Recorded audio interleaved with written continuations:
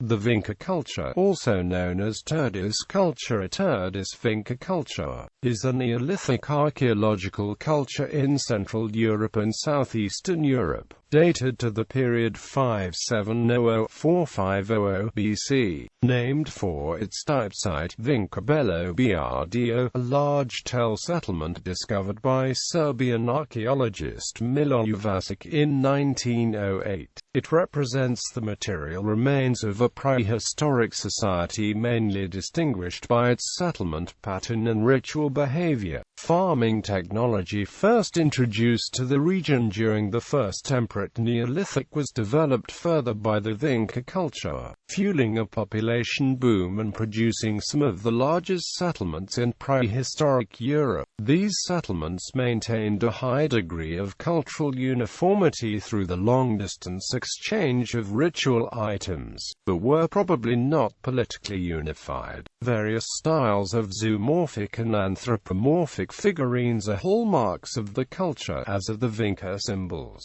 which some conjecture to be the earliest form of proto-writing, though not conventionally considered part of the Chalcolithic or Copper Age. The Vinca culture provides the earliest known example of copper metallurgy.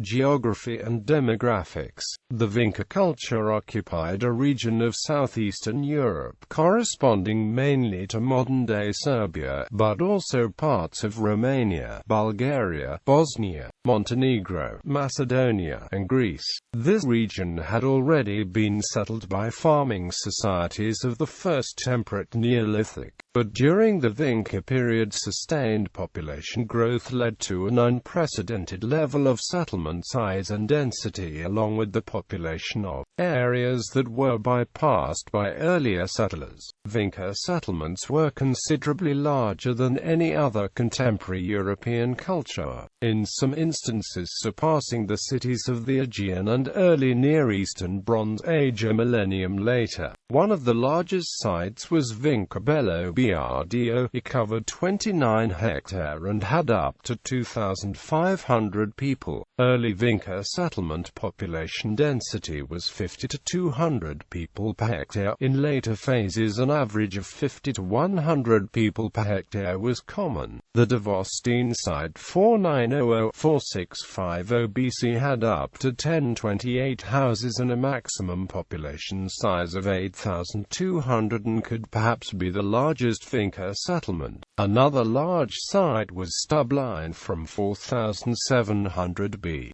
It may have contained a maximum population of 4,000.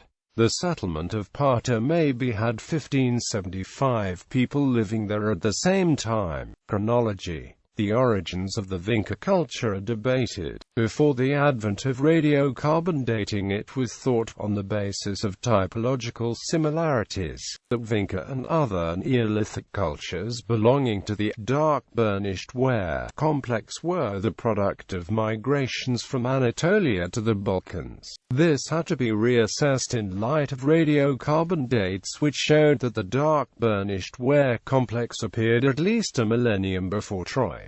The putative starting point of the westward migration, an alternative hypothesis where the Vinca culture developed locally from the preceding Starchevo culture first proposed by Colin Renfrew in 1969, is now accepted by many scholars, but the evidence is not conclusive. The Vinca culture can be divided into two phases, closely linked with those of its type site Vinča-Belo Brdo. Decline. In its later phase the center of the Vinca network shifted from Vinča-Belo Brdo to Vrsac, and the long-distance exchange of obsidian and spondylus artifacts from modern-day Hungary and the Aegean respectively became more important than that of Vinca figurines. Eventually the network lost its cohesion altogether and fell into decline. It is likely that, after 2 millennia of intensive farming, economic stresses caused by decreasing soil fertility were partly responsible for this decline. According to Maria Gimbutas, the Vinca culture was part of Old Europe, a relatively homogeneous,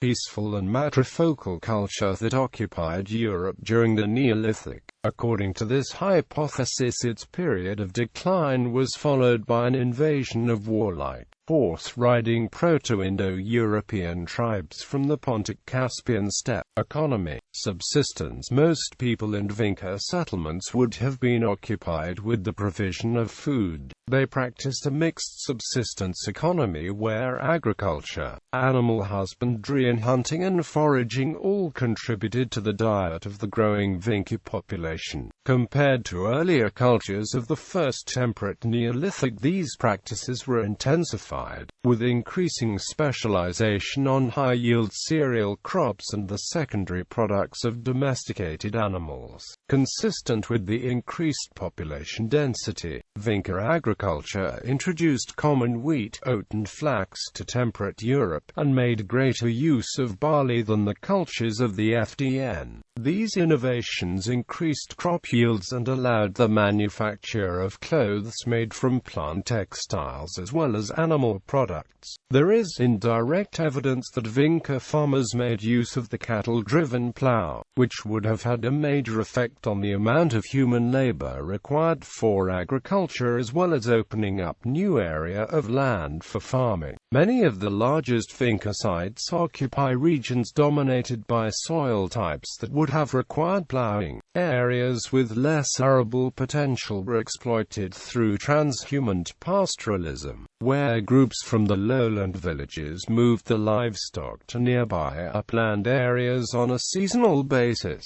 Cattle were more important than sheep and goats in Vinca herds, and, in comparison to the cultures of the FDN, livestock was increasingly kept for milk, leather and as draft animals, rather than solely for meat. Seasonal movement to upland areas was also motivated by the exploitation of stone and mineral resources. Where these were especially rich, permanent upland settlements were established, which would have relied more heavily on pastoralism for subsistence. Though increasingly focused on domesticated plants and animals, the Vinca subsistence economy still made use of wild food resources. The hunting of deer, boar and aurochs, fishing of carp and catfish, shell collecting, fowling and foraging of wild cereals, forest fruits and nuts made up a significant part of the diet at some Vinca sites. These, however, were in the minority. Settlements were invariably located with agricultural rather than wild food potential in mind, and wild resources were usually underexploited unless the area was low in arable productivity. Industry. Generally speaking, craft production within the Vinca network was carried out at the household level. There is little evidence for individual economic specialization. Nevertheless, some Vinca artifacts were made with considerable levels of technical skill. A two-stage method was used to produce pottery with a polished, multicolored finish known as black-topped and rainbow-ware. Sometimes powdered cinnabar and limonite were applied to the fired clay for decoration. The style of Vinca clothing can be inferred from figurines depicted with open-necked tunics and decorated skirts. Cloth was woven from both flax and wool, and buttons made from shell stone were also used. The Vinca site of Plotnik has produced the earliest example of copper tools in the world. However, the people of the Vinca network practiced only an early and limited form of metallurgy. Copper ores were mined on a large scale at sites like Rudna Glava, but only a fraction were smelted and cast into metal artifacts, and these were ornaments and trinkets rather than functional tools,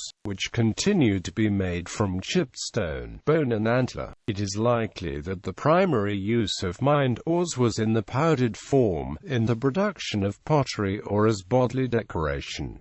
Major Vinca sites: Belogradchik, Drenovac, Gomulava, Gornja Tuzla, Plotnik, Rudna Glava, Selevac, Tartaria, Turdaș, Vinca-Belo Brdo. The type site: Vratso, Vrsac.